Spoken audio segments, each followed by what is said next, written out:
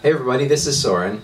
In the last year we've accomplished quite a lot on our MIDI-Box Acidity project, from a single breadboard running a SID chip to a nearly complete case, mostly completed hardware and partially completed software. What I have to show you today is a brief look at the case, a quick demo of the front panel, and then a listen to the OPL3 chip being controlled by LPC17, of course. Let's take a quick look at the case. As you can see, it's mostly done, but not quite. There's no knob caps on the knobs. Acidity features 35 digital knobs and 32 analog knobs, plus 16 analog toggle switches at the top there.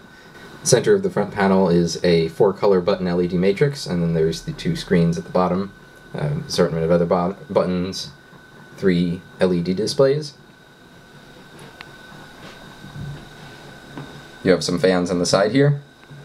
And now looking at the rear panel, you have 16 MIDI ports, 8 in and 8 out, master audio out, a couple of other audio outs and ins, and then there's 16 ports which you see are not connected yet. Those are for external inputs and outputs for each SID chip. You can also see 3 USB ports, 1 for each core, a connector for an expandable LED lighting solution, and the AC power and a switch. So let's take a look inside.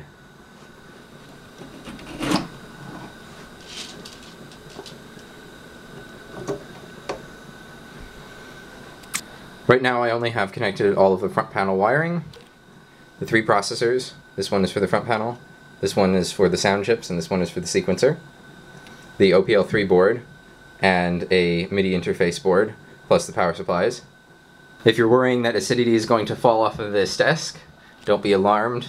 These power supplies are about 20 pounds total, and if I push on the synthesizer, you can see that it's sitting nicely with its center of gravity on the desk. The front panel wiring is pretty standard for MIDI boxes. There's a bunch of D out and D in modules, a single D out board here and a single D in board here, but there are a number of other D out shift registers, basically the equivalent of about 2 or 2.5 modules along this board, which custom made. As you can see, the Acidity logo there underneath those metal supports. The entire thing, not just the LED matrix, but the entire front panel lights are in a button LED matrix. There are 8 rows controlled by MOSFET drivers, which are underneath this heatsink here, and coming from the first shift register, and the rest of them are the outputs to the columns of lights, and that works the same way for the buttons. 5 shift registers, 1 1/4 modules. And there's the LCD screens underneath there, kind of buried. These analog circuits at the top of the front panel, the part that folds upwards instead of downwards, are the limiters for the SID's feedback circuits. There's a bunch of analog controls for them, a toggle switch to select from 3 sets of limiting diodes, plus a potentiometer for adjusting the cutoff voltage, a potentiometer for adjusting the hardness, and one for adjusting the level of the external input to the SID. The final toggle switch is to select whether this limiter should be connected to the SID's input, in which case it will limit the feedback, or whether it should be connected to the SID's output, which you can use the limiter without using any feedback, just directly on the SID's output. You may be wondering if this is MIDI-Box Acidity, where are the SIDs? And the answer is they're right here. These are our 4 custom SID feedback boards, custom designed based on the SID modules, but with a bunch of additional stuff.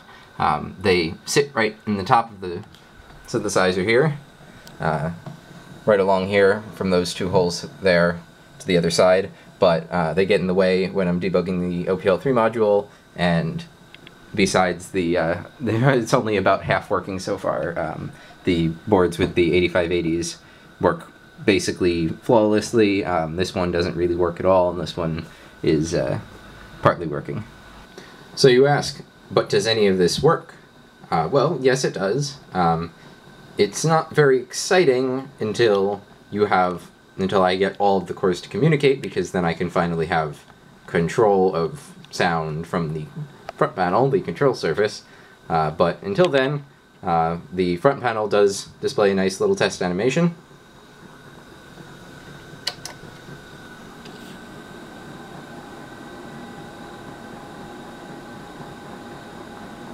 It shows acidity on the button LED matrix and then scrolls through, tests each of the colors of each of the LEDs.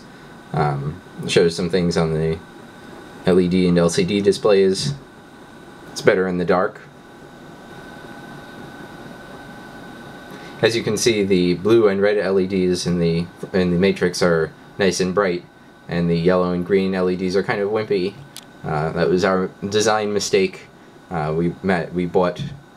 Happened to buy high brightness red and blue LEDs, and the yellow and green LEDs were just sort of ordinary brightness. But of course, no self-respecting musician would buy or build a piece of hardware just because it looked cool. It has to sound cool too. With this respect, Acidity is just as much a work in progress as it is in every other respect. It works somewhat, but there is still work to be done. So, I give you today the OPL3 sound chip from Yamaha PC sound card from around 1995. It is a standard part of the MIDI box hardware platform, but as far as I know, never before controlled with an LPC17 core.